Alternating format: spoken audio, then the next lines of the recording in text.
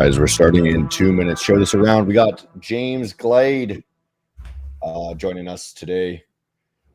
Best question gets a $50,000 Maven trading account.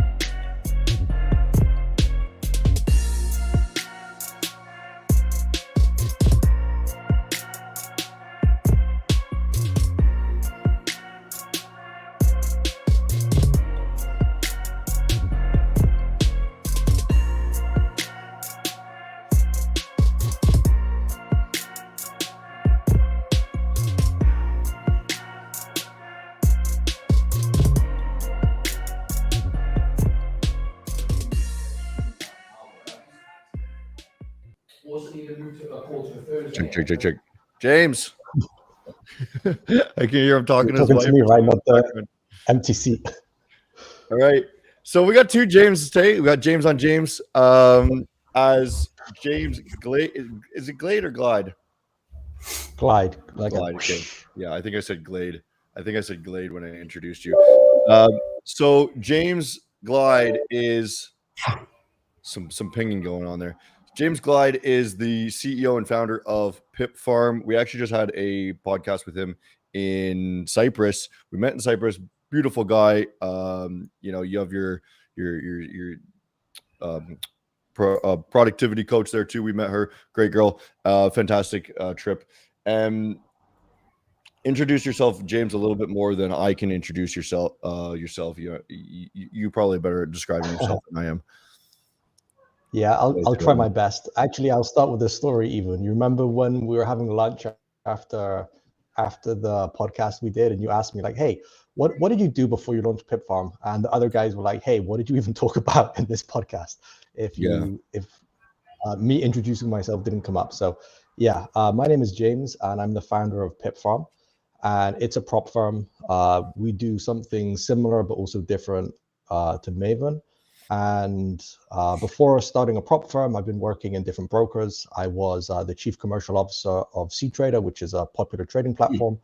And since then, I've worked at different prop firms, online banks, and brokers. And then finally, I decided to take the big, brave step and start my own prop firm a few years ago. And today we have PipFarm. Right on. And I think your quality is actually cutting out. You put on 720, didn't you? Or sorry, you put on 1080, didn't you? Can you put it on 720? Because you are getting a little it's getting a little choppy, and I think it's just the way that it uploads. It might be a little bit cleaner for the audience to see here. So I'm going to start off, guys. Of course, this is more of a hangout style. Best question gets a $50,000 Maven trading account. And somebody said in the chat while this was the timer was going down, hey, I feel like the giveaways aren't real. They are for sure real. All you got to do is ask the best question. And whatever questions are good, I'm going to give to whoever I think asked a good question, right? And that's literally it. If you're not winning, it's because you're not asking good questions, and that's on you, okay? I'm going to start off with a question. James, you did CTrader. You did prop firms. Break me down the difference between working in a tech service provider versus a B2C, so a B2B versus a B2C sort of industry. Wow, it's actually really different because with a B2C business, like you have customers 24/7 and you have lots of customers, right? Like with a B2C, you need to have tens of thousands of customers for it to be a viable business. With a B2B, you can have 3 customers and you just have to worry about 3 people in your life. I have to worry about tens of thousands of people every single day. So Yeah. the mental toll of that, I think, is the biggest difference. It's like the product is the same. How you run a business is fundamentally the same. It's just how many people you have to pay attention to. And I think that's the main difference between B2B and B2C. Yeah, cool. And are you liking the B2C more now? Or do you like it more because it is your own business? Which would you prefer? Definitely it being okay, I would elaborate. Yeah. So I've been thinking about this for a really long time, because when you have technology, you can decide who you offer it to, right? Yeah. So I could have a B2B company, I could have a B2C company, but one thing I know for sure is I shouldn't do both at the same time, right? Because then you're kind of trying to wear 2 hats at the same time. For sure, it being your business is the most satisfying thing. And I think a B2C company is way more exciting, because you have people who are way more passionate about your product, and you have more people, so you have this network effect as well. Yeah. So every day you kind of feel like you're making an impact on thousands and thousands of people, rather than helping other companies to achieve their goal. If you have a B2B company, all you're doing is helping someone else be successful more than anything, right? And also there is a financial difference involved in it as well, right? Because consumers pay the most, and then everything kind of gets wholesaled when you're a technology provider. So if you think about the money the company makes, I get to keep most of it, rather than as a technology provider, you're just kind of in the background and you get to keep a little bit of it while you help someone else grow their business. Yeah, cool. And I see you're going full on, really embracing the B2C sort of environment, and you've been traveling around. We were just talking briefly, but you're finally sitting down back in Czech Republic again for a while. Give me some stories.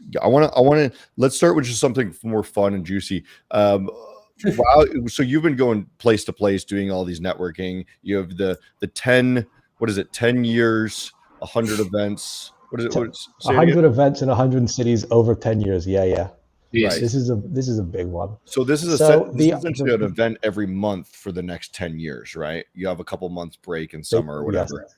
Yeah. So Yeah. give me, I want to just something fun. What is the most the most dangerous thing so far that you've come across? The most scary thing so far you've come across while traveling Man, around? I have to say, it's mostly related to punctuality and missing flights, or being worried about missing flights. And actually, no, I'm too comfortable. I'm too privileged. Nothing bad has happened. Nothing, eh? You're lucky, eh? So nothing. So we went to Colombia, apparently an incredibly safe place these days. Yeah. When you say you go to Colombia, everyone's like, "Ooh, that's everyone thinks of Pablo Escobar and gangs." Feels like one of the safest places I've ever been. Safer than London, I think. Yeah. Wow. And then Mexico again. I was unaware that there was any kind of danger. Just seems like a really modern, safe place. New York, like no danger, I just never felt unsafe at any point. I would feel more like less safe in London. Yeah. So sorry, I can't give you a good answer to the question. Okay. What's a better way to word that question? I want any sort of story, I guess. James Bruce. What's like? Yeah, what's up, James? I have nothing. I honestly have nothing planned. We're just gonna kind of shoot. Yeah, no, for sure. I want to hear something spicy. Yeah, sorry, I was late there. I was just in the bathroom, dude. I've been on like 4 calls in a row. But James, I guess what have you been to South Africa before? That's a question, because I know CFD brokers and that are quite big in South Africa. What's been the coolest place that you've traveled to in terms of like your business ventures right now that you've started? Yeah, I would love to go to South Africa. Definitely on the to-do list, because it is a beautiful place to meet traders. So if we're talking about the past 1 year, okay, I can share a few stories if you want something. I want a story. I want a story. That's what I'm trying to milk at. Okay. I want a story. So the flag you were talking about, I wanted to go on the Brooklyn Bridge and fly this flag. And as we were walking along the bridge, I saw these 2 police officers, and they were just kind of stood there, and it was weird how little they were doing. So they were just kind of stood, I'm like, okay, not patrolling, just stood there. And then I looked down, and then they're kind of edged to be protective of some guy. And I looked at the guy, and you can kind of tell like if someone's not breathing, right?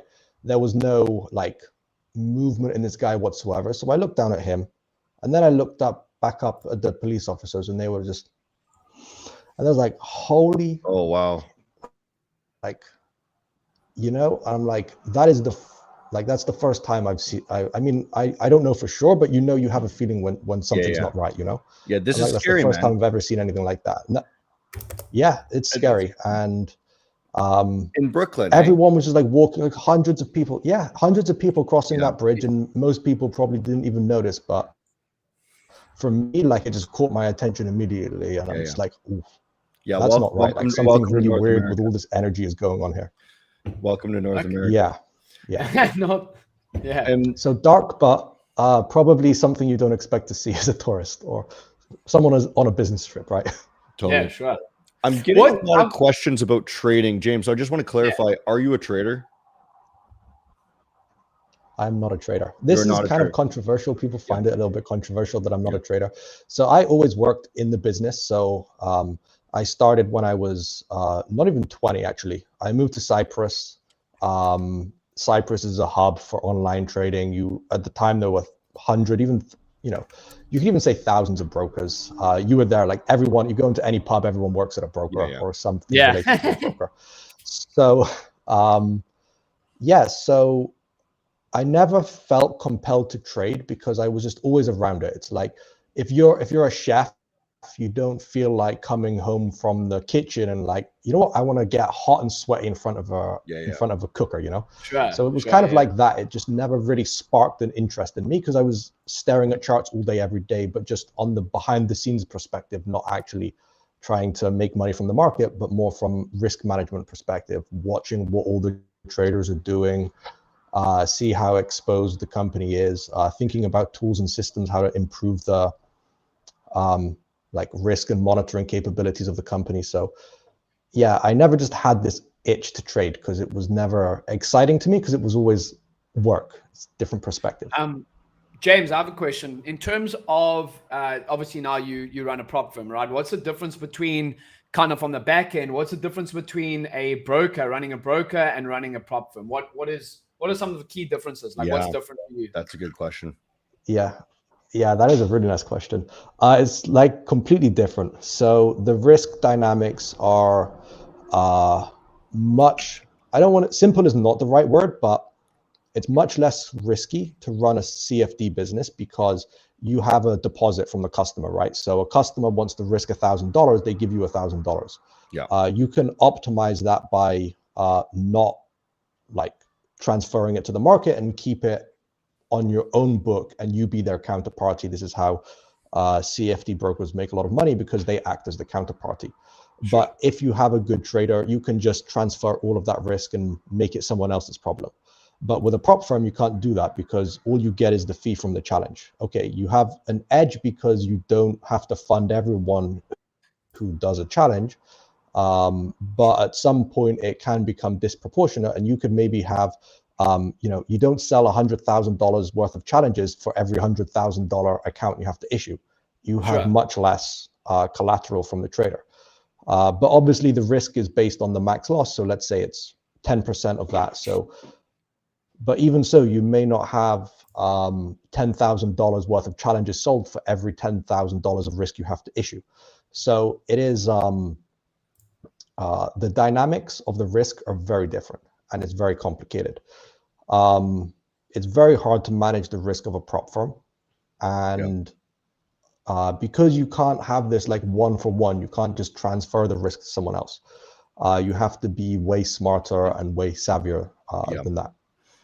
So a question to further that, I know, being that I started Maven with my partners and everything like this, we had to figure out what the risk level was, because it was super early. Like there wasn't even really any competition when we first started. There was a couple guys, and there's no way, like nobody had even gone under yet, right? So there was nobody in the space that had any speculation on what is viable and what is not viable, right? So we had to figure out as we went. And there was a lot of ups and downs, and oh, hey, maybe this doesn't work, let's fix it quick, right?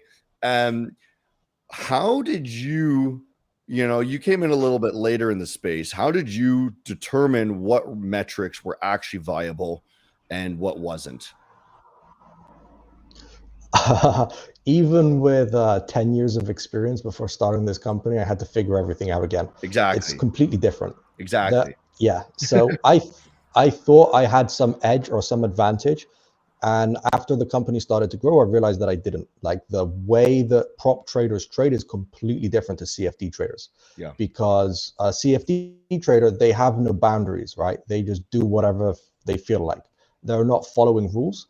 And if they are, every trader is following a different set of rules.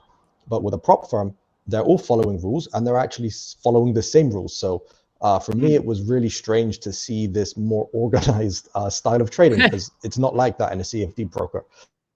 Interesting. So that's a lot of traders really criticize prop firms for their rules. And when I launched PipFarm, I was heavily criticized because of our 3% daily loss. Things have changed since then, and that's quite that's not unusual anymore. But when I launched the company a year and a half ago, that was like controversial as hell. And I tried very hard to justify it, but the market kind of caught up. But what's interesting is prop traders do way better than CFD traders because of two reasons, actually. One is because of the rules, and two, there's actually someone telling you when to take your money. Yep. With a CFD account, no one is telling you when to take the money. It just stays there until it's all gone. Sure. For 90% of traders, at least.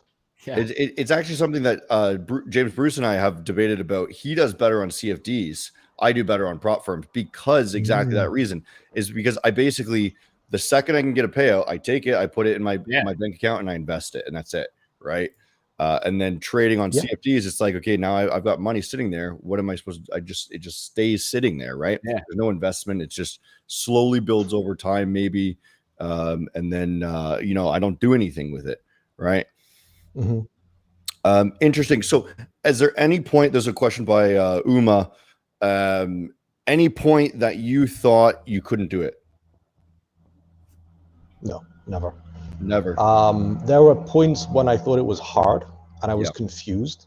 But when you start a business and when you sink a lot, and this is one, like the sunk cost fallacy, right? But when you really feel like you don't have a choice, you find a way. And this is one of them things where I knew it's not like I was at the bottom of a well and I couldn't get out. And I know that, like, where it's like I knew logically and like theoretically it cannot be impossible, right? Because for those that don't know, the PipFarm went through quite a difficult period at the start of the year, because I discovered that we had a lot of people cheating on the company that I was kind of oblivious to. And this is something that a lot of new companies kind of forget about or don't see coming, even though there's been plenty of warnings since then, and I even warned the whole industry about it. I was maybe a little bit naive, and we had a very, very high pass and payout rate on our 100K accounts. And this took us into a really difficult spot where I had to understand who of the customer base is good and who is not good. Legitimate. And it's very hard, it's very hard to distinguish and be a detective because you're dealing with people online, right? Everyone is just a Discord username and some kind of online behavior. You don't really know much about people. So I had to really go deep into who the customers are and understand more about their behavior. And doing that was also a really dark time, because when you don't love your customer, when you're kind of scared of your customer, even, it's really hard, like psychologically, to think about growing a company. And I even became scared of growth because I didn't know if it's good growth or bad growth. So there were like 2 dark months towards the end of last year, and in January I kind of wrapped it all up and made this big position against cheating, and did my first live stream actually, and shared all the statistics that at the time I said about 700,000 was stolen. I call it stealing or cheated from us. Yeah, and at the time we'd done about $1 million of payouts, so that's like 70%. Wow, yeah. Like 1.2, so it was close to 50%. Yeah. So that's at the time, and because as time went on, we found more cheaters. It was like 75% in total that went to cheaters, which is insane. What do you mean by cheaters? Like what were they doing that what was wrong against the prop firm rules? Like give us an example if you can. Yeah, so for example, me and my wife could go to Maven. I buy an account, she buys an account. Maybe she doesn't even use my credit card, she'll use her own. So then you kind of don't know that we're somehow connected, you know? Sure. We can do a couple of things to like hide that. Okay. And then she goes long, I go short, and one of us wins and one of us loses. And then what we get from the payout can be way more than what we paid in the challenges. No one should ever do this. This is very bad, and you will get caught because now every prop firm knows these patterns and these models. You're gonna get in trouble, and especially at PipFarm. So I don't say that to make people aware of it, but it is important for regular traders to understand that there is a clear difference and distinction between a real trader and a cheater. And that actually, I spoke at a panel in Cyprus in a conference, and one guy at the end actually asked this question, like, what is a cheater? Is a cheater just someone who makes money, or is it something else? And that's what I don't want traders to think, that this is just a convenient excuse that we get to just blame some people as cheaters because it's convenient for us. No, there is this dark underworld out there, and we will have to be careful of it because it's bad for everyone. Well, in my point of view, a cheater is somebody who is profiting off of the gamification of the prop firm itself and not the trading environment. So it doesn't matter what the trades are, you're still devised some sort of system that you can make money no matter what without actually knowing how to trade. Yeah. So yeah, like hedging, yeah. you know, you can even make a mathematical. Yeah. You can make a mathematical model where if you buy 10 challenges, and you know that you're going to fail 9 and you can pass 1 and get a payout from 1 to pay off all the other 9 challenges, you know that you can make money risk-free that way. I mean, if it's possible, it depends on so many factors, and again, not a strategy to apply. Break me down. I remember when you actually came out.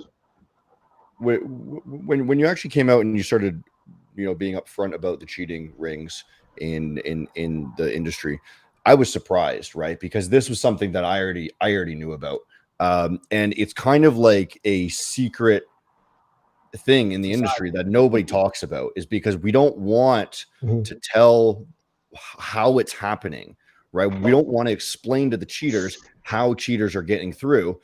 So we want fewer and fewer. So it was actually interesting to see, hey, this new guy, James Glyde. First of all, I've heard of you a couple times, and now he's got like this huge attention, right? Because he's just outed like some of the biggest cheating rings, right?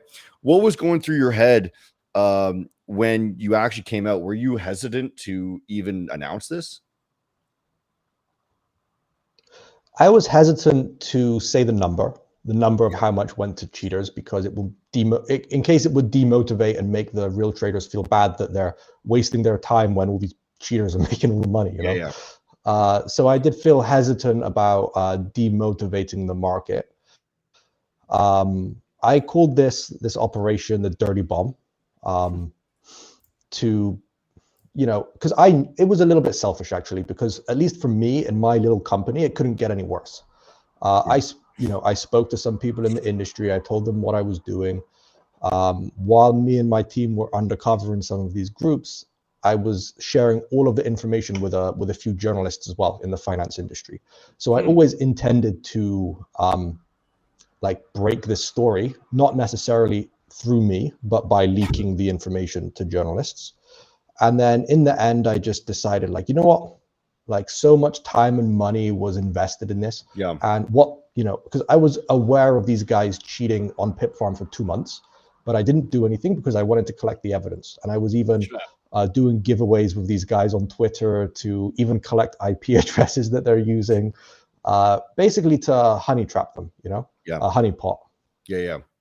Well, I'll be honest with you. That made a huge name for you in the industry. Actually, that was a huge post. Yeah. It also opened a lot of conversations, important conversations. And, you know, I believe if I hadn't have done something like that, you probably wouldn't pay attention to me. We wouldn't be talking when we spoke before and even now. So I think it also opened the door for prop firm owners not to see everyone as just competitors fighting for the same customers, but kind of opened this idea of a shared responsibility to safeguard the industry, which I think we discussed in the podcast, right? Yeah, I think that's you need people telling the truth as well. You know, right, Hunter? Don't you agree?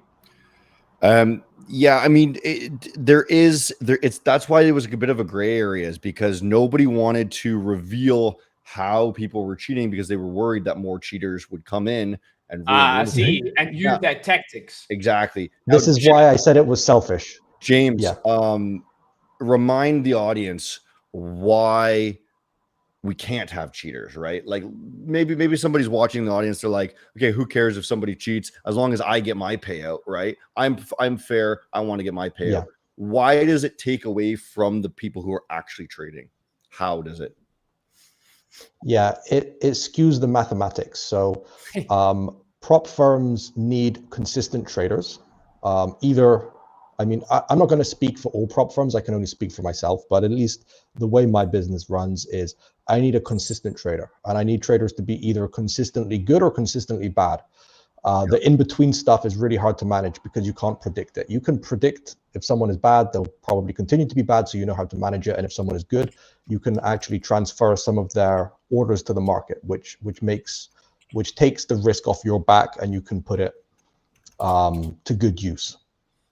So when someone is cheating, they are exploiting money from the company, and that makes the company vulnerable because they have to pay the cheaters, and it's disproportionate. It's mathematically skewed. And if that happens for too long and there's too much of it, the company will eventually fail because there is no way for the company to have any kind of edge. And in any kind of trading company, the company needs to have an edge. And the wrong way, you know, you could hear me say that and think that is somehow evil or manipulative, but every business needs to have an edge, whether it's selling a can of Coca-Cola with a 20-cent markup on it. That's an edge. You have to sell your product for more than what you pay for it. And that's, you know, common sense, I believe. But when you have cheaters, they're basically paying less than what you pay for your product, basically. And that's why we can't have it, because it just makes the whole business unsustainable. And if one company fails, then it ruins the reputation for the whole industry. And like if PipFarm goes down, then it's going to make Maven's job harder, because then they have to convince people that the whole business model is safe, and they're not the next one, you know? So it's better to have fewer companies fail. It's better to have fewer stronger companies, because we want to have peace of mind in the industry. Yeah, if companies are failing, it really puts a bad name to the industry. I agree. Like, look what happened with not even the company didn't even fail. They just got investigated. But my Forex funds a couple of years ago, it made everyone kind of even like switch to like a lot of futures trading, like the Americans, like meta quotes or came in and all that type of stuff. And I think you have to have a healthy, you know, you have to have rules in place. Otherwise, it'll just be chaos. You know, people don't really like rules, but rules have to be in place to have some form of stability in any market, you know? We have rules everywhere. With from Manoj, I guess aside from the cheating sort of stuff, if you could redesign one aspect of the prop trading industry for the betterment of traders, what would it be? That's a good question. Yeah, it's a good one. For I the like that one, Manoj. Traders. Yeah. I'm paraphrasing a little bit what people are saying, just kind of like to make it a little bit better. But okay. And so what he said actually is, and what would it be, and how would your firm lead that change? Right. So a little bit more to it. If you there's a second question in there too. Yeah.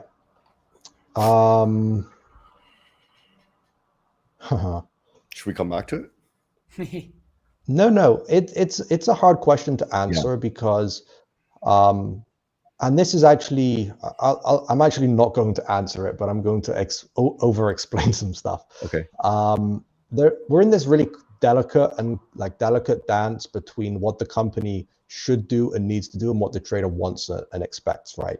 And actually, I'm going to quote you, Chris, because you said you can't have cheap prices, guaranteed payouts, and what was the third thing? The best conditions, whether that mean best conditions, spread or rules or whatever it is. Like you can't have all three. Yeah, you can't have all of this. So traders want all of this. And that's like the delicate dance that we have to do to be able to please different parts of the market. But I was always interested in the concept of traders kind of learning from prop trading. The rules, they follow the rules that are set by the prop firm, and gradually they should start putting money into a personal account and follow the same rules they inherited from the prop firm. And I thought it was really cool with having all of these broker-backed prop firms come in, because they can offer both things, right? They can slowly and gradually take you into this live environment. The problem is that the prop trading conditions are so good that no trader wants to leave them. And then there has to be a way for prop firms to be able to incubate those traders who are super successful. And I think that's where the attention should be. I tried to do it before. I've been trying with my colleague as well to find a way to incubate successful traders. But when you start to take real risk, you can't give the same conditions. You can't risk $100,000 on a trader and get a small piece of the pie, and also be the one who gives them the oven and all the dough to make it, right? So it's very hard to step things back from the retail focused offering that we have, that most prop firms are giving, and transition to an institutional kind of offering. Just another question on that. You spoke about broker-backed prop firms. Do you think you've worked in both, from the broker perspective and now obviously having your own prop firm? Do you think prop firms are taking clients away from traditional brokers, CFD brokers? Oh yeah, oh yeah, lots. Yeah. So what do you think in terms of from a prop firm's perspective? You're not only looking, competition's not only other prop firms, but also other brokers and that. But what is, do you think brokers are going to start, more broker-backed prop firms are going to start coming into the industry? And this is an interesting point, actually. So it always depends on the company, because there's lots of good brokers out there and there's lots of bad brokers out there. Sure. Most of it comes down to the marketing, I believe, because prop firms market in a way that brokers don't. So a broker starting a prop firm is going to still market like a broker, because that's the team that they have, that's the mentality that they have, that's what they've always been doing. So they're just going to have a new product, but they're still going to sell it in the same way.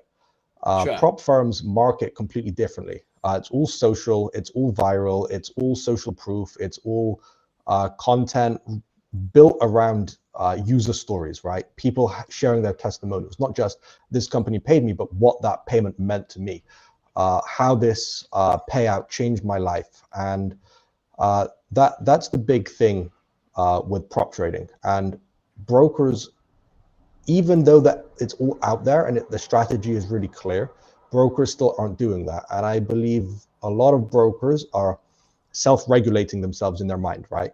Because the online trading industry, specifically for brokers, is highly regulated. There are regulations that say what you can say and what you can't say, and most brokers are just too afraid to say anything. They're just like, hey, we've got little spreads, and you can use Visa and MasterCard, and we're regulated in 7 countries, and that's all they can say. And then everyone else says the same thing, and there's nothing to like grab you and pull you in. But with prop firms, there's tons of stuff to grab you, right? It's like you can spend a small amount of money, you can potentially make a lot of money, and that's true. You're not misleading anyone by saying that. To say that you will definitely achieve something, that's misleading. But to say that you can, it's true. So it's definitely the difference in the marketing. So it's not even really about the product, in my opinion. It's about the marketing, and it's about how if you look at the prop firm market, almost every CEO is public, doing stuff like this, chatting to each other, chatting to traders. We're exposed. We're kind of even vulnerable. Like, we're putting ourselves out there to build a relationship and build a connection with the trading community.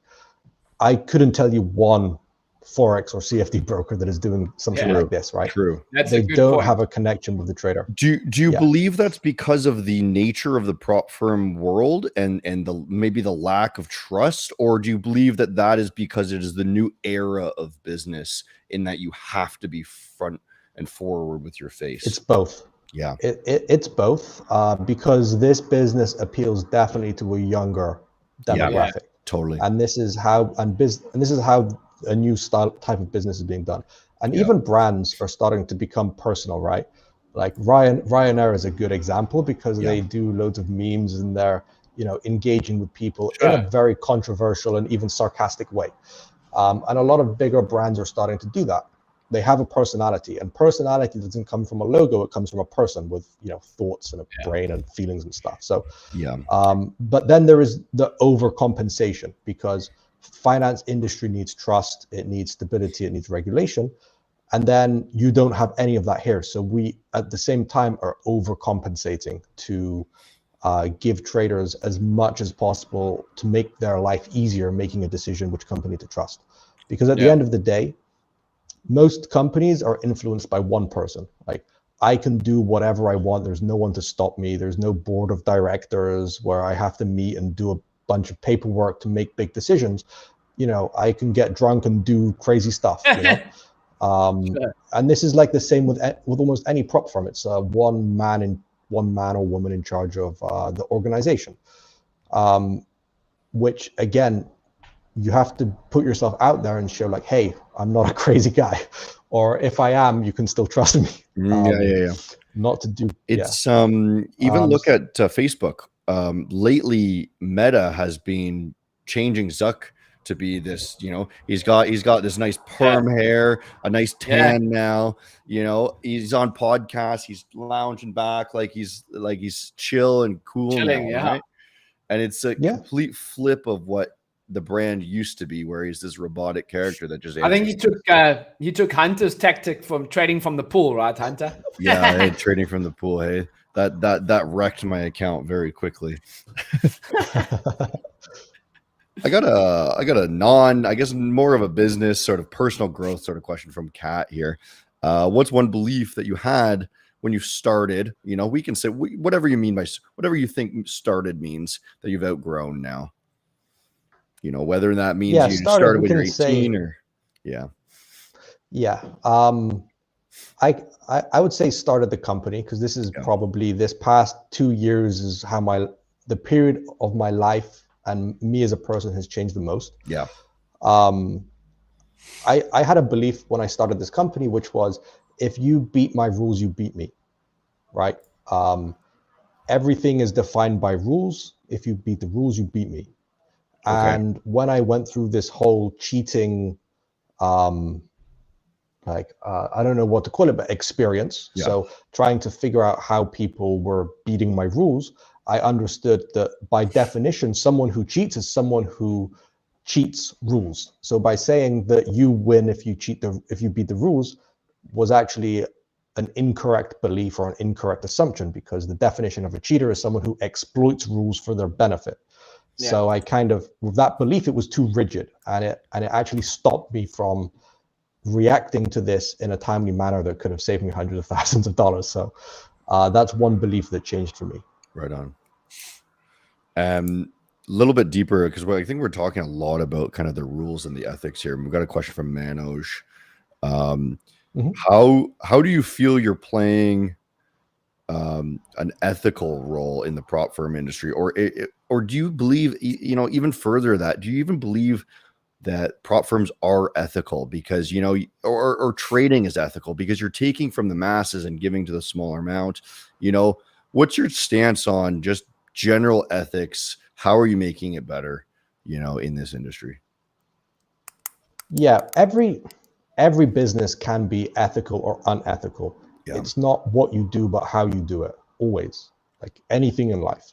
So you can make trading unethical by manipulating the outcome. So if I do something to cause someone to lose, that's unethical. If I offer a product and explain clearly what the product is and let people make a decision with informed consent and offer exactly what I promised I would offer, then that is not exploitative in any way. That's not unethical. Being unethical is when you hide and deceive and cheat in some way. And so it's, again, not about the business model. It's always about how you run the business. Totally. Yeah, that's a good point. Yeah.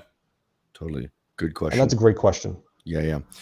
I got just kind of a couple more questions here. We can kind of sort of wrap up. I want to see the future plans. What's the future plans for James? What's the future plan for PipFarm? Give us any insights of what you think you want to do. Yeah. I wouldn't say too much. But I would say it focuses on positive reinforcement and gamification of trading. So I've always wanted PipFarm to be like a journey. This is even, I always wanted it to be like a game.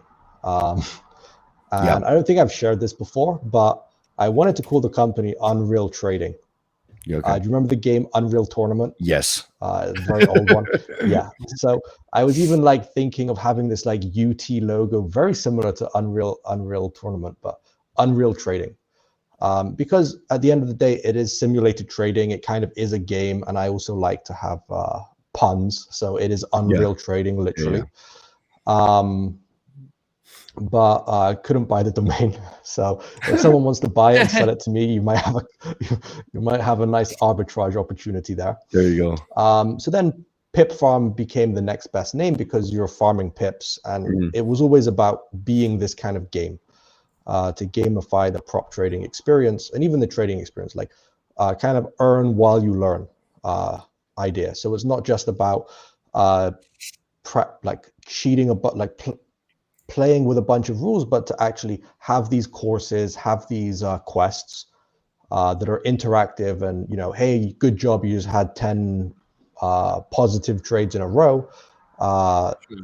You've done a good job. Here's some points to make your experience even better later.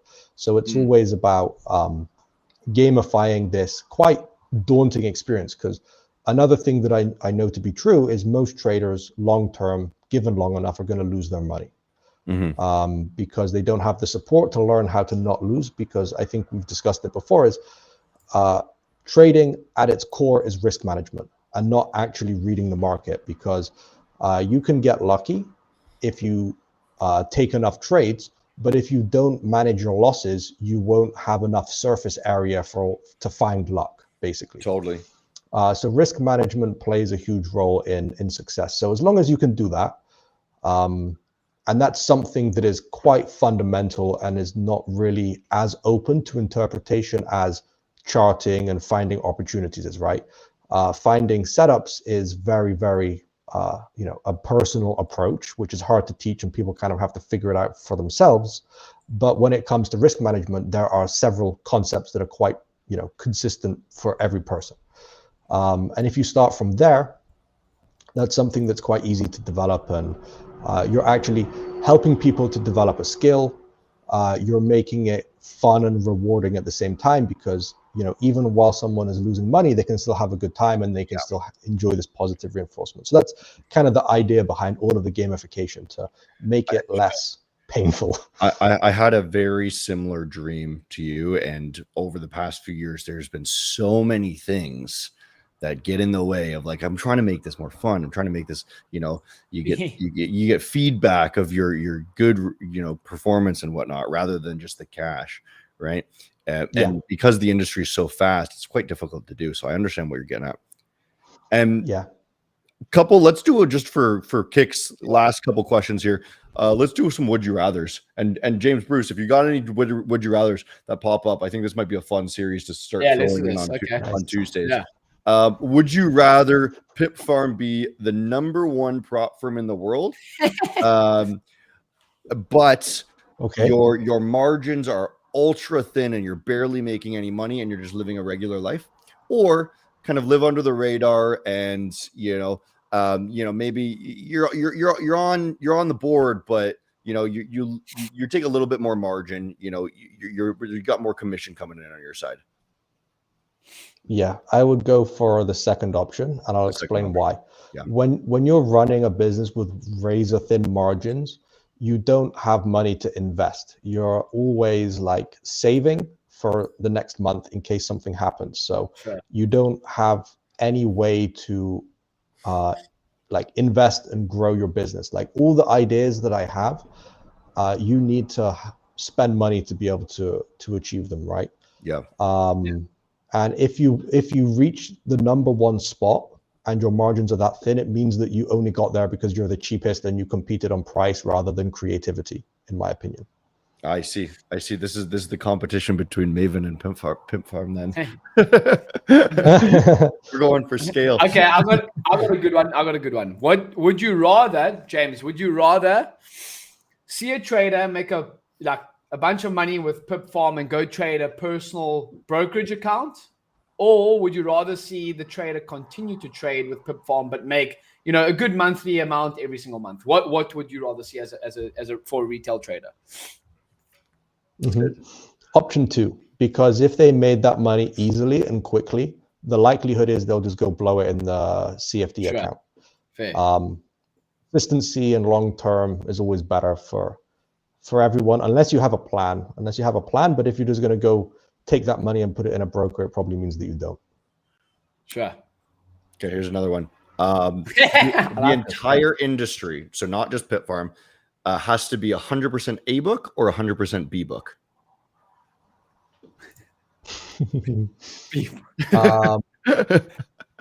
Yeah, it has to be 100% B book. 100%.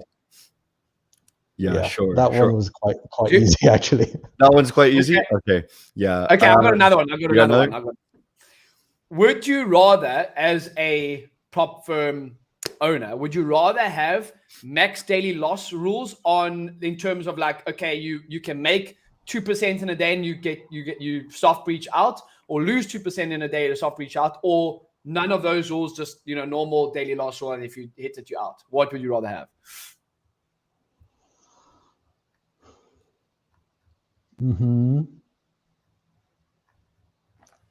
Do I have to choose? Can I choose both? You can choose both. Because you can make the trader choose, because I understand the former, but the latter is actually what I implement in my business. So so I don't want to waste time going deep into this, but I have already chosen the latter, so we can leave it there. There you go. Yeah, we'll leave it there. Okay, and I'm gonna wrap it up with one last one, and then we're gonna say our goodbyes. Would you rather retire in 5 years from PipFarm and sell it off, doing super well, or live a legacy for your whole life and have to work till you're 60?